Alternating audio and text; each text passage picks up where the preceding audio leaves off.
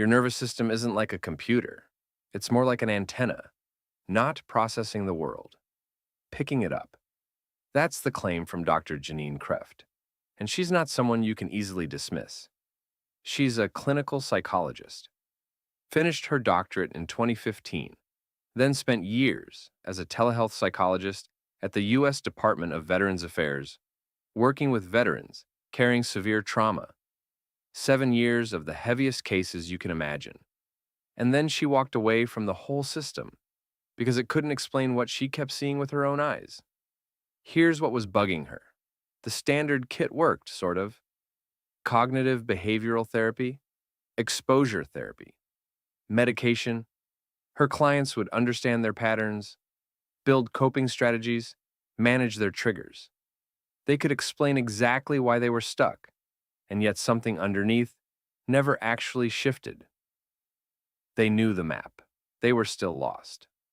So she went looking outside the textbook. Tapping techniques, EFT, neuro-linguistic programming, access consciousness, the emotion code, all the stuff traditional psychology tends to ignore. And the awkward bit for a trained psychologist was that they worked faster. Not because they replaced the psychology, but because they were poking at a layer the psychology had never quite mapped. That layer is the antenna idea. Stay with me because it's simpler than it sounds. Kreft says your body is the conductor of your energy. The physical thing you receive signal through. Intuition, clear thinking, that quiet sense of knowing what to do. When your nervous system is settled, regulated, you're dialed in. The picture's sharp. When it's frazzled, you get static, mixed signals. You mistake your own anxiety for a gut feeling and march confidently off a cliff. And the kicker is this. It's not that the signal isn't there when you're stressed. It's that your receiver is on the blink. The consciousness, the guidance, whatever you want to call it, it's still broadcasting. You've just lost the station. If this is already pulling you in, do me a favor and give the video a thumbs up. It genuinely helps this stuff reach more people, and subscribe so you catch the next one. Right, back to it. Now here's where it gets properly interesting. Think about how trauma gets stored. When something bad happens, Kreft says your body takes a sensory snapshot.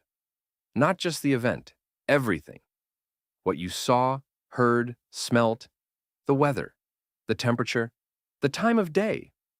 All of it chronicled in the body like a photograph. And later, when life serves up something that even slightly matches that picture, your internal fire alarm goes off full blast in a perfectly safe room. Because it's not reading the present, it's matching a pattern from the past. So your nervous system keeps screaming threat years after the actual threat is gone, because the snapshot was never cleared. The alarm's responding to an old photo, not the room you're standing in. And that's exactly why talking about it has limits. You can sit and explain, calmly and intelligently, that you are safe. Your nervous system doesn't care. It's not a thinking thing. It's a receiving thing, still picking up the old signal. Which is why she leans on the body-based tools, tapping, breathwork, movement, to discharge the pattern where it actually lives, rather than just chatting to the part of you that already gets it. Then there's what she calls energetic leaks. Sounds vague, it isn't. It's the boring real stuff. Rubbish boundaries, saying yes to everything. The relationship that keeps you on edge. The job that quietly drains you. Each one keeps your system half switched on all day, never properly resting. You're leaking power and you don't even notice. And the worst version is what she calls override. You know you're running on empty. You push through anyway because there's too much to do. Do that long enough and your nervous system forgets where the off switch even is. You're always slightly braced, never fully topped up. And from the antenna point of view, a system stuck on high alert is just broadcasting noise.